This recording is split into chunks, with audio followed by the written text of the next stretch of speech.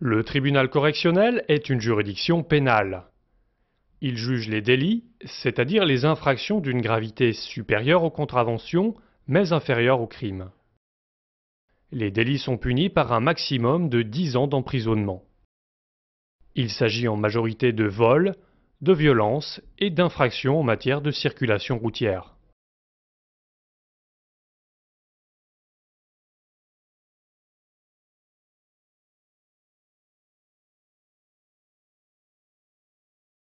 Composé d'un président et de 2 assesseurs, le tribunal correctionnel est collégial.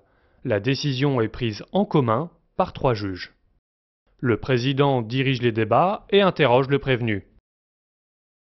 Dans les cas prévus par la loi, comme certaines infractions au code de la route, le tribunal correctionnel statue à juge unique. Il est alors composé d'un seul juge.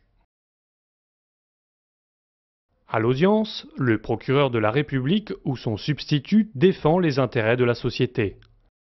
Par ses réquisitions, il indique au tribunal la peine qui lui paraît la plus adaptée.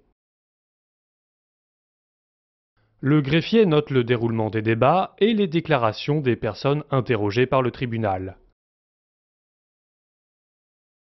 L'huissier audiencier appelle les affaires et maintient l'ordre dans la salle sous l'autorité du président.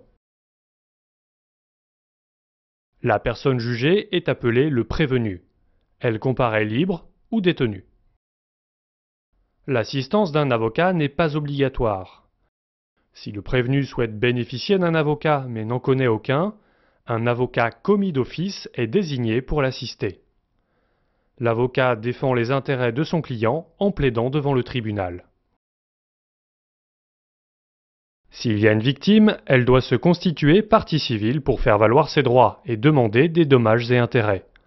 Elle peut être assistée d'un avocat. Le tribunal rend une décision, le jugement, dans lequel il se prononce sur la culpabilité du prévenu. Si la culpabilité du prévenu n'est pas établie, le tribunal prononce la relaxe.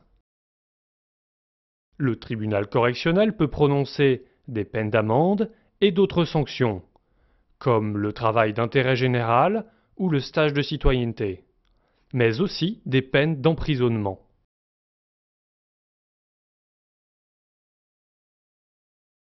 Le tribunal décide du montant des dommages et intérêts éventuellement accordés aux parties civiles.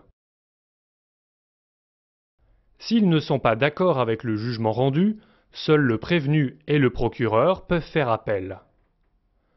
Pour les dommages et intérêts, cette possibilité est donnée à la partie civile et au prévenu.